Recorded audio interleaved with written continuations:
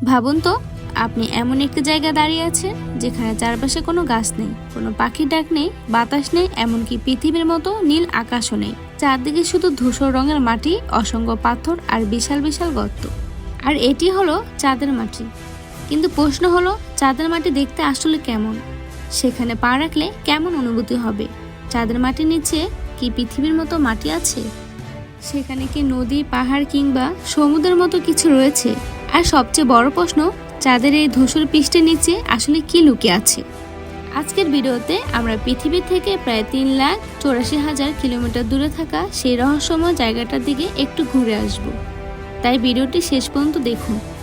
চাঁদকে আমরা পৃথিবী থেকে যতটা সুন্দর দেখি, কাছ থেকে কিন্তু এর চেহারা একেবারেই আলাদা।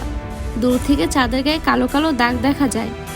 এগুলো অনেক সময় আমরা সমুদ্রের মতো ভাবি, কিন্তু আসলে সেখানে কোনো পানির সমুদ্র নেই। এগুলোর বেশিরভাগই হলো বিশাল বিশাল সমতল এলাকা, যেগুলো বহু কোটি বছর আগে আগ্নেয়গিরি লাভা দিয়ে তৈরি হয়েছিল। আর চাঁদের পুরো পৃষ্ঠ জুড়ে রয়েছে অসংখ্য গর্ত। এই গর্তগুলোকে বলা হয় ক্রেটার। কোটি কোটি বছর ধরে মহাকাশ থেকে আসা গ্রহাণু ও ছোট বড় পাথরের টুকরো চাঁদের পৃষ্ঠকে আঘাত করেছে। কারণ চাঁদের কোনো ঘন বায়ুমণ্ডল নেই, তাই অনেক মহাজাগতিক বস্তু সরাসরি এর পৃষ্ঠে আঘাত করতে পারে। ফলে চাঁদের মাটিতে তৈরি হয়েছে হাজার হাজার, এমনকি তারও বেশি ছোট বড় গর্ত। এর মধ্যে কিছু গর্ত বিশাল যে পৃথিবীর অনেক বড় শহরও সেখানে ঢুকে যেতে পারে। আবার কিছু গর্ত এত গভীর যে তার ভেতরের অংশ সূর্যের আলো খুব কমই যায়। এখন প্রশ্ন আসতে পারে, চাঁদের মাটি কি আমাদের পৃথিবীর মাটির মতো?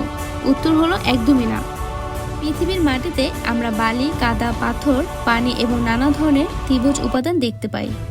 কিন্তু চাঁদের পৃষ্ঠে এমন মাটি নেই। সেখানে রয়েছে খুব সূক্ষ্ম ধুলোর মতো পদার্থ, পাথরের টুকরো এবং ভাঙা শিলার স্তর। এই স্তরকে বলা হয় রেগিলিথ। চাঁদের এই ধুলো দেখতে খুব সাধারণ মনে হলো, এটি কিন্তু বেশ অদ্ভুত।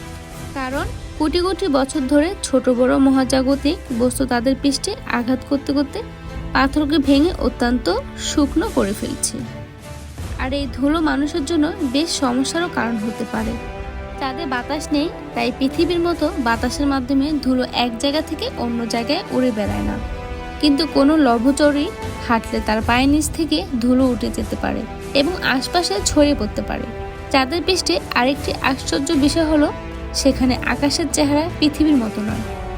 পৃথিবীতে আমরা দিনের বেলায় নীল আকাশ দেখি, কারণ বায়ুমণ্ডল সূর্যের আলোকে ছড়িয়ে দেয়।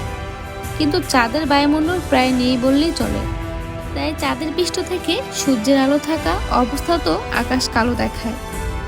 ভাবুন, আপনার সামনে সূর্য জ্বলছে, চারপাশে প্রচণ্ড আলো, কিন্তু মাথার উপরে আকাশ কালো। এবার আসি চাঁদের পাহাড়ের কথায়। হ্যাঁ, চাঁদের পাহাড়ও রয়েছে, তবে পৃথিবীর পাহাড়ের মতো সব পাহাড় সেখানে তৈরি হয়নি। অনেক পাহাড় এবং উঁচু এলাকা তৈরি হয়েছে বিশাল মহাজাগতিক আঘাতের ফলে। কোনো একটি বিশাল বস্তু চাঁদের পৃষ্ঠে আঘাত করলে তার চারপাশের পাথর ছিটকে যায় এবং পরে সেখানে বিশাল উঁচু অঞ্চল তৈরি হতে পারে। চাঁদের কিছু পাহাড় ও গর্ত এত বিশাল যে সেগুলো পৃথিবীর অনেক প্রাকৃতিক স্থানের তুলনায় অবিশ্বাস্য রকম বড়। তবে চাঁদের সবচেয়ে রহস্যময় জায়গাগুলোর মধ্যে রয়েছে এমন কিছু গর্ত, সেখানে সূর্যের আলো প্রায় পৌঁছায় না। চাঁদের মেরু অঞ্চলের কিছু গভীর গর্তের ভিতরে সূর্যের আলো দীর্ঘ সময় ধরে পৌঁছাতে পারে না, ফলে সেখানকার তাপমাত্রা অত্যন্ত কম হতে পারে। বিজ্ঞানীরা এসব অন্ধকার অঞ্চলে পানির বরফের উপস্থিতির প্রমাণও খুঁজে পেয়েছেন। অর্থাৎ আমরা যে চাঁদকে দূর থেকে শুকনো ও ধুলোময় একটি পৃথিবী মনে করি, তার কিছু অন্ধকার অংশে বরফের আকারে পানি লুকিয়ে থাকতে পারে।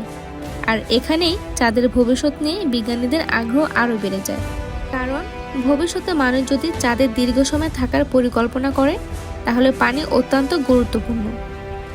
পানিও পানিতে লাগবেই, পাশাপাশি পানিকে বিভিন্নভাবে ব্যবহার করে অক্সিজেন ও জ্বালানির উপাদান তৈরির সম্ভাবনা রয়েছে। তবে চাঁদে থাকা মোটেও সহজ নয়। চাঁদের পৃথিবীর মতো বায়ু নেই, তাই সেখানে সাধারণভাবে শ্বাস নেওয়া সম্ভব নয়।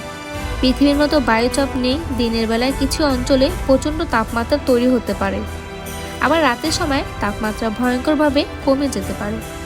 আর চাঁদের মাটিতে হাঁটার অভিজ্ঞতা পৃথিবীর মতো হবে না। চাঁদের মাধ্যাকর্ষণ পৃথিবীর প্রায় 1%।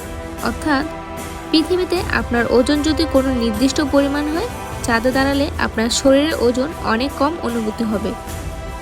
কিন্তু কথা হলো, এত সমস্যা থাকার পরও মানুষ চাঁদের দিকে বারবার ফিরে যেতে চায়। কারণ চাঁদ শুধু আমাদের রাতের আকাশের একটি সুন্দর বস্তু নয়, এটি পৃথিবীর সবচেয়ে কাছের একটি বস্তু।